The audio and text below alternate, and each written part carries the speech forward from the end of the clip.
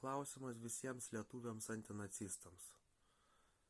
Kaip žinome iš istorijos, 1940 metais Sovietų sąjunga okupavo Lietuvą, 1941 metų birželio 14 prasidėjo masiniai trėmimai į Sibirą. Tai dabar klausimas būtų toks. Kiek milijonų ar visą lietuvių tautą jie būtų išvežę, jeigu Hitleris 1941 metų birželio 22 dieną nebūtų pradėjęs karo prieš Stalino Tarybų sąjungą? Kaip būtų su trėmimais tada lietuvių? Manote, kad sovietai būtų sustoję su birželio 14? Turiu jūs nuvilti, nes atrasti planai, kokius vokiečius planus rado, kad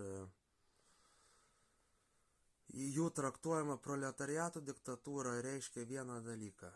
Jeigu tu nesi bomžas, tu esi žmonijos liaudės priešas. Va tokia buvo Stalino filosofija. Bomžų diktatūra. Jeigu tu ne bomžas, tu priešas. Ir tave reikia išvežti į Sibirą.